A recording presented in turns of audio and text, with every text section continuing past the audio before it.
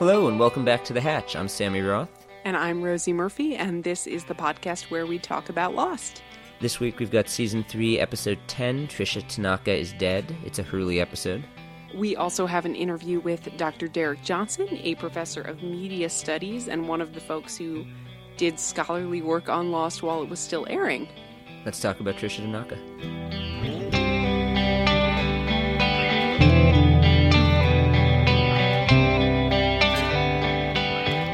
As always on The Hatch, we start with our hot takes about the episode. Rosie, what is your hot take? Mine is pretty quaint. This episode is home to one of my favorite Sawyer quips, which is when he reacquaints himself with really the whole cast of characters, but particularly with Jin. Good to see you. Well, look at that. Somebody's hooked on phonics. And in like a sea of deeply offensive Sawyer quips, just really stands out as like a nice wholesome one. Just in terms of deeply offensive Sawyer quips, I know it's bad, but I kind of loved it when he was trying to teach Jin English words, like pointing at the van and saying car, and then he points at Hurley and says International House of Pancakes. Oh my god. Well, right, and he teaches Jin at one point, like, the things you should always say to a woman, and they're, I'm sorry, and one of them is, those pants don't make you look fat. Right, deeply offensive. But I always think Hooked on Phonics is, like, kind of wholesome, as Sawyer goes, and fun.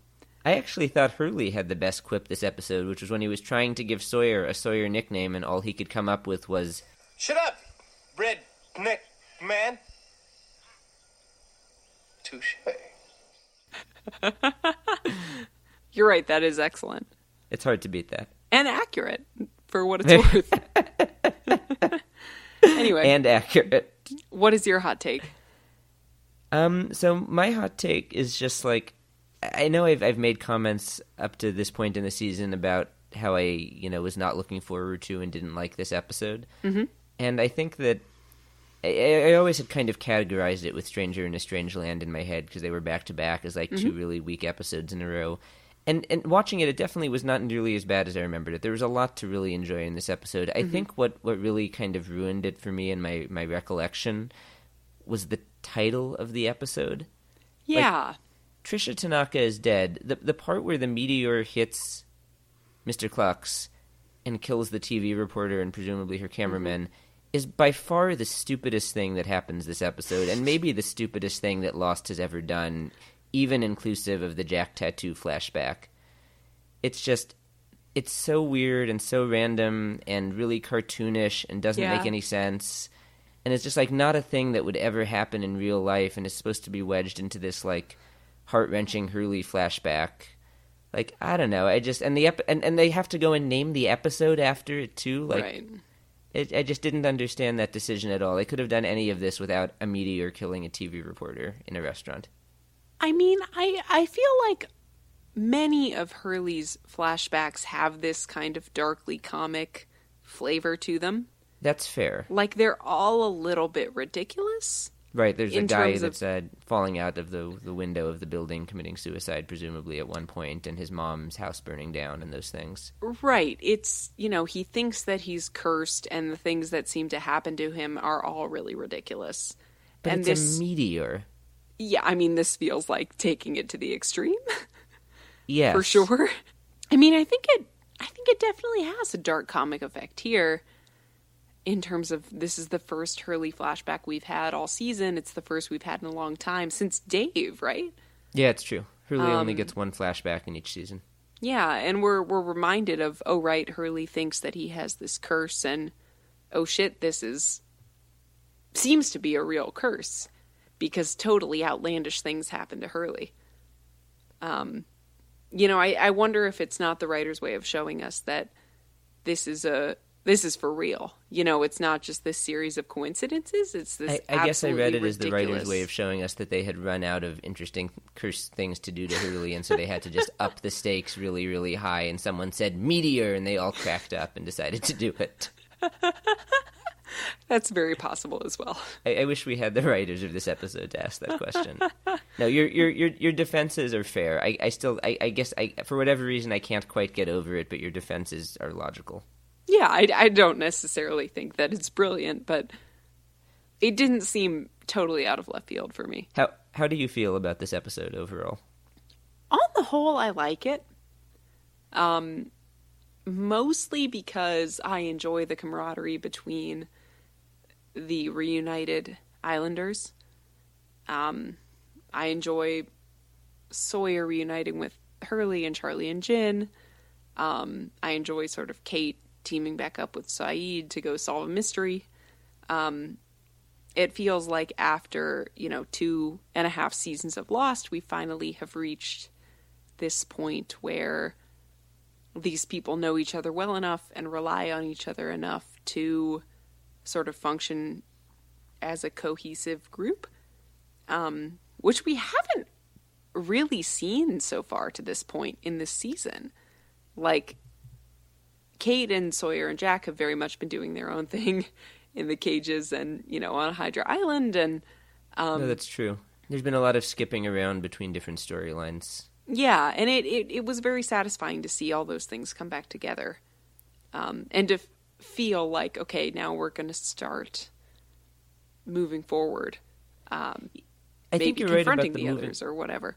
The moving forward point, because this is the point where finally, like, the Jack, Kate, and Sawyer separated out on Hydra Island plot comes to an end. Like, yeah, Kate and Sawyer got out a few episodes ago, but they've been trekking through the jungle, right?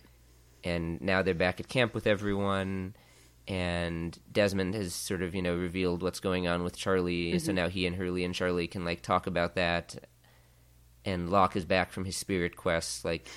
Yeah, it definitely feels like all of the key players minus Jack are now back together on the beach and ready to do stuff together. Right. In a way that they weren't before. Right. And, this episode is definitely a bit of a pause in terms of the plot. Yes. Hurley recruits some folks to go out into the jungle and get this van to work again for no particular purpose in terms of the larger story. But I think it makes for kind of a fun diversion. That was one of the things that annoyed me about it when I was originally watching the show. It holds up better on flashback where, where you're not anxiously awaiting the next development in the plot, where it's actually feels kind of good to slow down and have fun with Hurley and Charlie and Jin and Sawyer fucking around with the DHARMA van. As opposed to why aren't they telling me things? Where's the guy with the eye patch? Right. Which we do finally get next week, but I'm sure that's the kind of stuff that was going through my head when I first watched this. Yeah, whereas I feel like this is a really, really nice sort of grace note in season 3, which has been super intense to this point, and also just not that there hasn't been that much progress made to this point. It feels like as a viewer, okay, we've only been in this for a few weeks or even a few days, and we've sort of been dwelling on this one problem, which is Kate and Sawyer and Jack captured by the others, and finally, at least we're partially reunited, and we're kind of getting back into... the flavor of this episode is very similar to that of the golf course. Yeah, definitely. Where Hurley is really trying to sort of up morale among the Islanders, and just not for any particular reason other than it's nice to be happy. The fact that Hurley is as good and kind and wonderful as he is with the kind of life that he has had is just amazing to me. Yeah. And obviously, he won a lot of money, but it's nothing has ever been easy. None of the people closest to him have ever really been good to him. I hope we spend some time complaining about how shitty both of his parents are in this episode. But the fact that he is this guy who just wants to make, everyone around him happy, and himself, of course, but that's incredible to me. Well, yeah, and I think we even see evidence of that in his flashbacks, when he's working at Mr. Cluck's, when he's sort of flirting with the clerk at the record store. For sure. When he's working on cars with his dad, all he really wants is to be happy in the present moment. He doesn't seem particularly worried about the future, or it doesn't seem like it's worth his energy to worry about stuff like that. Yeah. And I think he really carries that over onto the island. He recognizes okay, we're stuck here and we have to survive here. And if we get off, that's great. But in the meantime, we can't all lose our minds here. And he offers folks some alternatives. He does. He's going to be a good leader of the island. I can feel it. I did, and I alluded to this, just want to be on the record as saying that I think both of his parents are awful. Like, I know that his dad especially, like, and that's obvious throughout the episode, like, the guy abandoned him as a kid, came back when he heard there was money, tried to force himself on Hugo again and again after he kept telling him, I don't want you here, I don't want you here. Right. But his mom, too, I was bothered by, her reaction to him feeling like, I'm cursed, everything is terrible. She kept calling it nonsense and yelling at him. And she was the one who brought the dad who abandoned him back into his life and insisted that he stay there, even when it was clear that Hurley didn't want that. Like, and I felt like with Carmen as well, his mom, it seemed like she was also quite motivated by the money. In the scene where she was so like enamored of the fact that he got her that pure gold Jesus statue. Right. Like, I think for both of his parents, the fact that the money was in their lives was much more important than Hurley's well-being, is how I read this episode. Yeah. I mean, it is sad. It's not tragic in the way that some of the other stories are tragic, but it is sad to see that they do seem less interested in Hurley's well-being than the money which secures their own well-being. But I think there's also a sense among Hurley's parents that, we've given him everything we can, and he should be able to sort of do this for himself now. Because it's not like he's a teenager, And no, that's true. That's not, that certainly doesn't mean that it was okay that his dad sort of fled to Vegas for 15 years or whatever else, but 17. But Hurley also, like, even after he wins the lottery, doesn't really take any steps to sort of move toward conventional success for a person his age. Like, he continues to live with his mother. He continues, his sort of biggest dream is to buy Mr. Cluck's where he used to work. Which is pretty sad. Which is a little sad. Yeah. And it's sad to me that Hurley seems like he either couldn't or wouldn't conceive of anything better or anything different than that.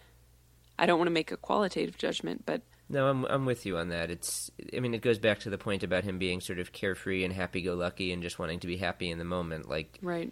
That's a positive quality to an extent, but it's a negative to the extent that it prevents him from looking past the current moment. He's not really looking out for himself, and that's fair. If the point is that his parents, expect that he can sort of manage his life at this point and give back to them, like, that makes sense. Yeah, I think, his parents don't seem great. Like, they don't sort of seem super supportive and super positive, but they give me the sense in this episode that they sort of have done everything they can and everything they should for him.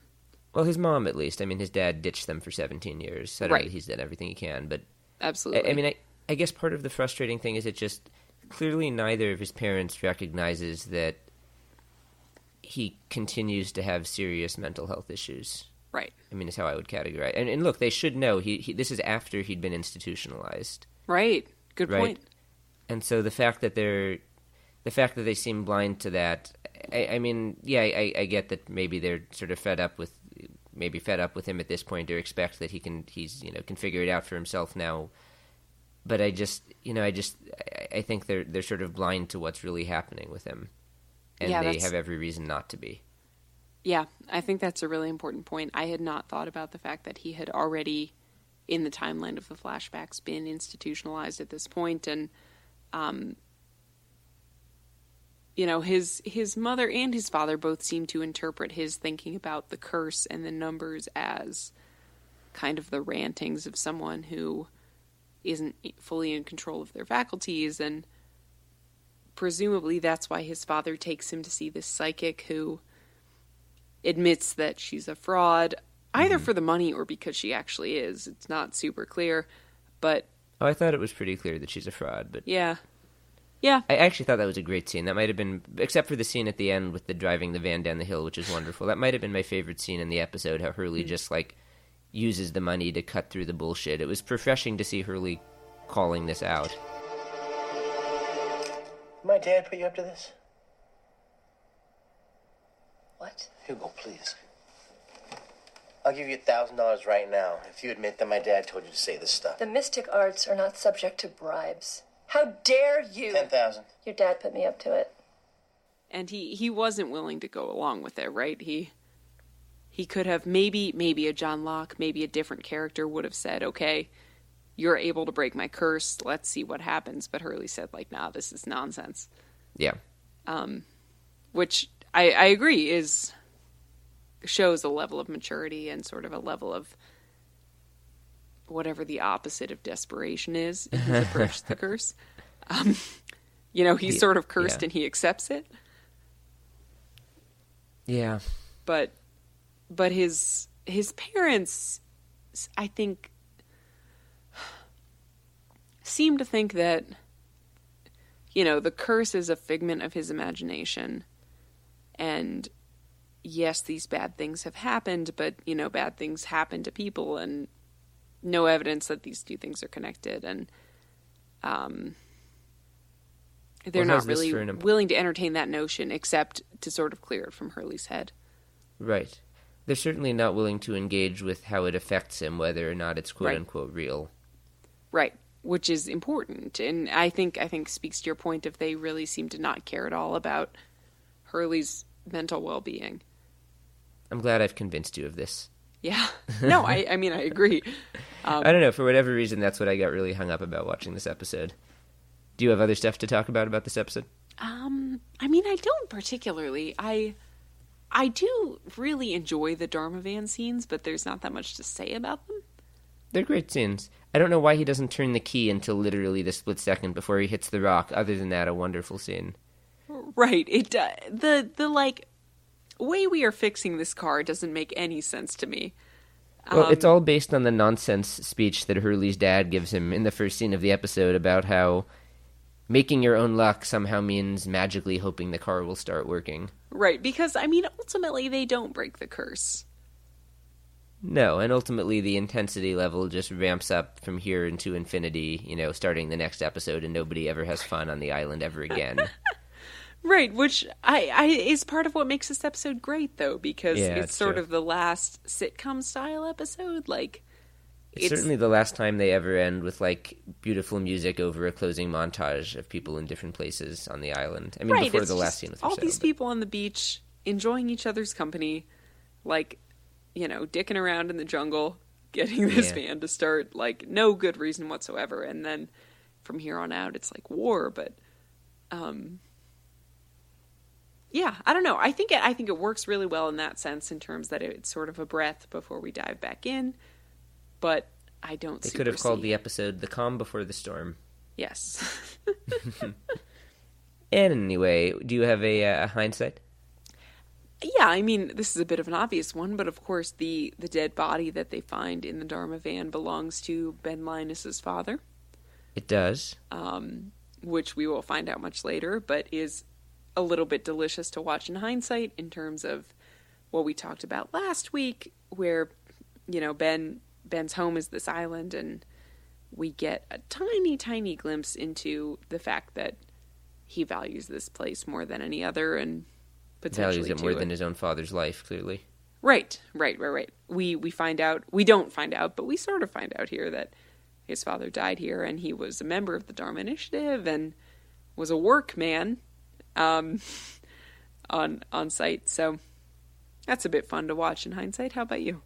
Pretty much the same, except just to comment that I thought it was fun that even though, basically it sort of seems pointless to the overall plot of the show, this episode, that you not only get Roger Workman, but also, which turns out to be a key plot point, but also the DHARMA van, which Hurley uses to kill Tom, Friendly, at the end of the season, and save everyone's life on the beach. I had forgotten about that. Not to kill Tom, excuse me, Sawyer shoots Tom, but to kill the rest of the others who are holding Sawyer and company at gunpoint. I had forgotten all about that. We actually get two really crucial foreshadowed plot points, two things that are introduced here that turn out to matter quite a lot. Yeah, which is a nice departure from the previous episode. It is. Should we hear from Derek Johnson? I think we should. So just to set this up, Derek Johnson is a professor of media studies at the University of Wisconsin-Madison. We reached out to him because I am in possession of a wonderful volume called Reading Lost, and it's a collection of scholarly works that were produced about Lost. Derek Johnson's essay in particular is about the fictional institutions of Lost, including the DHARMA Initiative, which explores kind of how Lost was able to create this whole world around these fictional institutions that didn't need to rely on the real world really at all. It's a really interesting paper. I found it really interesting. I think Derek has a bunch of interesting points to make. Cool. Yeah, let's listen to Rosie's conversation with Derek. My name is Derek Johnson. I'm a professor of media and cultural studies in the Department of Communication Arts at the University of Wisconsin-Madison. My research focus is really on media industries, that covers a lot of different entertainment media, from television to video games and comic books. TV is something that I keep coming back to. TV is a big focus for our program here at UW-Madison. So got a healthy love for thinking about TV. I like watching TV as well. So, personal interests and professional ones oftentimes intersect. So I like the whole rewatch idea of your podcast. I've never rewatched Lost. It holds up. Yeah, I think it's interesting that I didn't know before we started talking that this episode might be paired with the season 3 episode. As I remember it, season 3 was not the most beloved of seasons, but I remember actually season 3 being one of my favorite. I really liked the institutions and the world that was being built up around Lost. I liked the DHARMA Initiative. I liked the idea of sort of the shady Hanso Foundation. I liked all these things that then increasingly seemed, as the series went on, weren't really so much a focus of the show. Yeah. But I really, I liked, I wasn't playing it by any means, but I liked the idea of that whole alternate reality game that was surrounding, these fictional institutions that the series was creating. So, I think that's what I really liked about it. Yeah, well, that's probably a great place to properly dive in then. So Lost in particular, but we can generalize this to television or media writ large. So much of it takes place in these worlds that are fully built out, right? There's all of these institutions. There are certain laws that govern this world. In something like Tolkien, you might have whole languages created, or Star Trek. Why is it that creators of media take the time to do that, and why does it resonate with consumers? I think it's the idea of an institution, or a language, right? Whether it's an institution or a particular cultural group, or all these different things that can be sort of built into the world to build them out, as you say. Why do creators do that? I think they do it because it makes that world feel like a lived-in place, right? And if it feels lived into the characters, it can feel very lived into the audience as well, right? Like that feels like a place that I want to go to visit. I think that's one of the reasons I don't like The Walking Dead, is that's not a world in which I would ever want to, the world is pretty built out, but it's not one I ever want to go imagine myself in. So that, when the world seems like it works, like it functions in the same way that our world functions, right? I think it makes the not just the suspension of disbelief, but the idea of this is a place in which I can imaginatively participate, right? And whether that's as a fan telling my own stories, writing my own fan fiction or something like that. All of these, whether it's languages or institutions, they help to kind of create the rules of the world. And that helps, whether you're a fan or you're a licensed creator or something like that helps you kind of know, okay, here's the parameters of, how if I create a new character who's going to be in this world, they're going to know those same languages. They're going to interact with those same structures and same institutions and things like that. So, in terms of expanding a world outward, right? And being able to generate more material, like these can be really generative things, I think. Yeah. What did Lost do that was notable in terms of creating its own world and its own institutions? What I found really interesting about what Lost did with its institutions, insofar as it had them, is kind of the marketing of them. And I think in particular, I was really fascinated back when I was watching the show and doing research on the show as a scholar. I was really fascinated with the idea of like people buying like licensed merchandise, marked with the Dharma Initiative logo, right? Like to me, there's something really different from selling a Lost T-shirt, right? That has the Lost logo on a picture of Jack and Kate and Sawyer. Like that's to me a very different product from a Dharma T-shirt. Because a Dharma T-shirt, when I wear the Dharma T-shirt, I'm saying like I imagine myself as someone who wears the same clothes as someone who works for the Dharma Initiative. You know what I mean? Like it's like this like everyday form of cosplay in a way. And that's what I found really fascinating.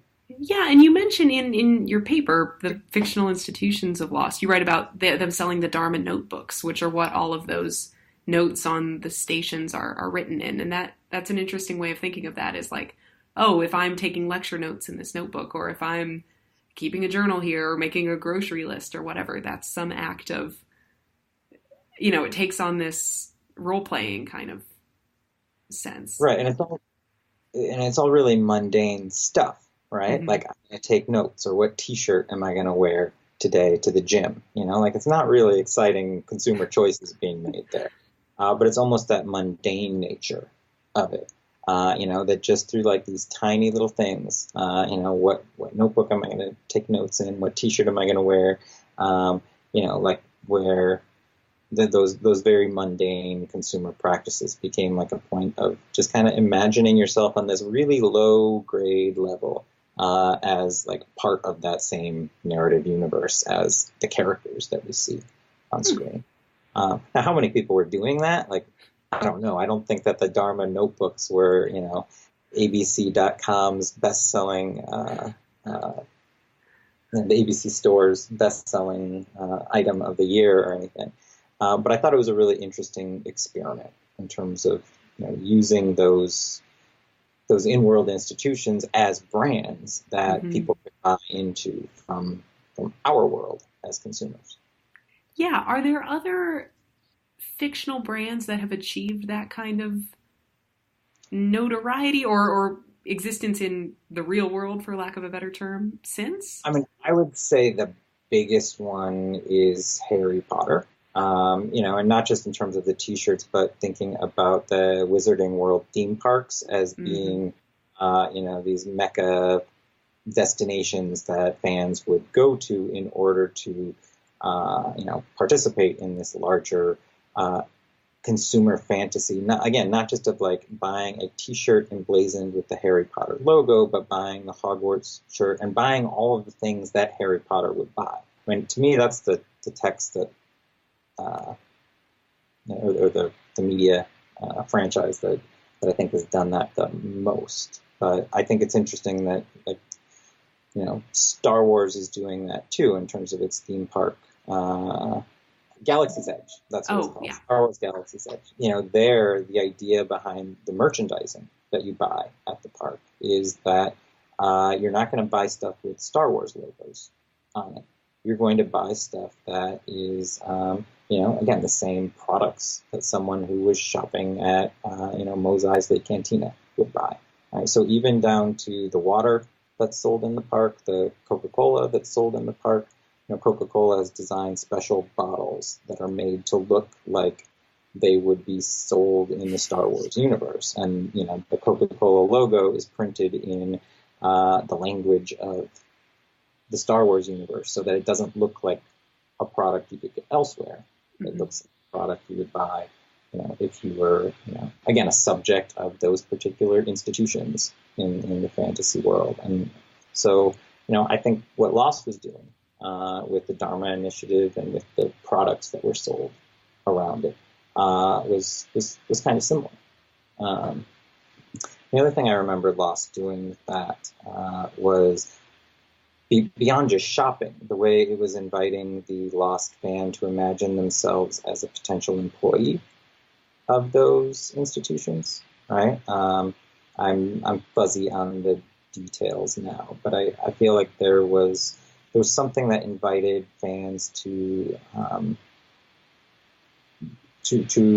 go to monster.com and look at job openings for job openings at the Hanso Foundation. Yeah, I think it was all part of that alternate reality game. I think it all took place during the same summer, but I think there were just postings on monster.com for jobs with the Dharma Initiative or jobs with the Hanso Foundation. And I thought that was a really interesting conceit, right? The idea of, that blurring of boundaries between the job-seeking platforms of the Lost world and the job-seeking platforms of our world. Like, for that moment, they intersected, right? And the Hanso Foundation was, a company with which you could imagine yourself being employed, the same as any other that you might find on monster.com. And that, too, I think, is this is just an experiment, I think, for Lost. But within a couple of years after that, The Office and Chuck, shows like that were using that idea of fans working for the institutions of the show as a way of generating promotional materials. So you could go to the Dunder Mifflin Infinity website, and you could actually sign up to work there, and you could actually do work. You would receive assignments every week. Hey, make this material, share this stuff with 5 friends, do this work on behalf of NBC. Because you're imagining yourself as an employee of Dunder Mifflin. And Chuck did the same thing with Buy More, the store that the characters work for on that show. So these were maybe a little bit more involved in what Lost was doing, but I think Lost was, again, it's a very small thing. I think, like, the idea of this connection between Monster.com and Hanso, but I think it was really sort of an interesting precedent. That's led to a lot of other things since. I don't know. It just seems like something that was very much a product of its time in terms of, like, slightly before the advent of social media. We were communicating online in a very specific way at that time, and I don't know. It just seems like a weird moment for things like that. Well, I think what I remember being important there is that this was a moment of change for broadcast television, and we were seeing the scripted series in decline in the face of all of these new reality formats, which offered their own financial advantages, including ease of product placement.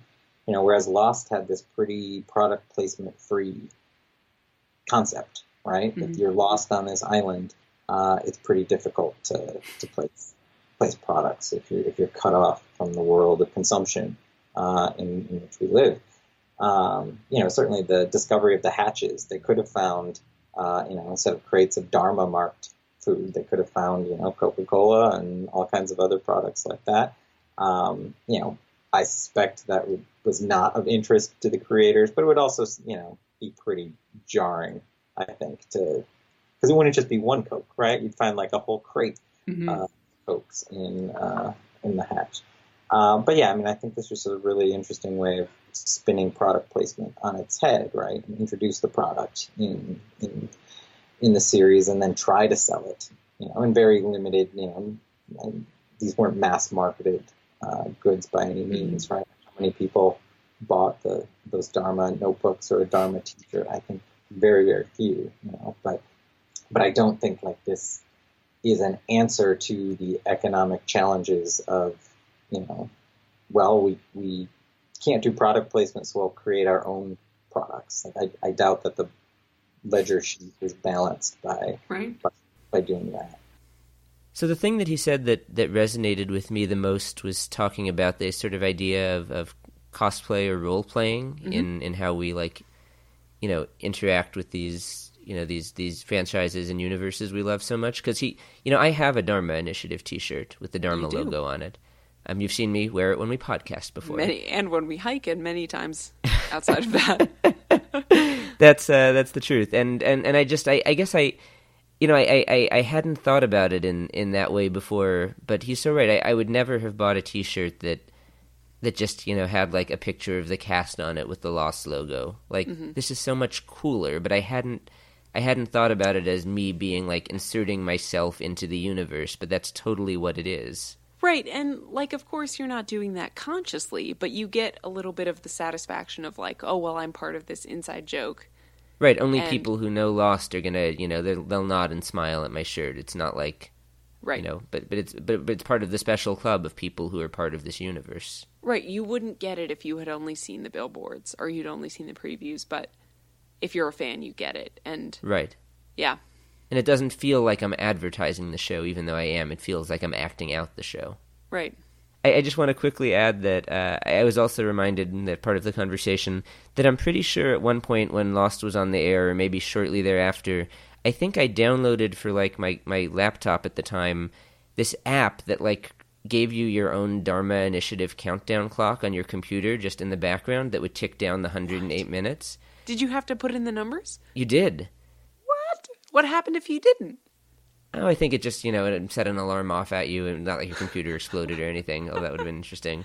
Oh, that's and I forget, it was like, it probably shut off when you turned your computer off, and it was just there when it was on. I don't remember. I remember wanting to push the button every 108 minutes, and that's exactly what he's describing, like down to the letter.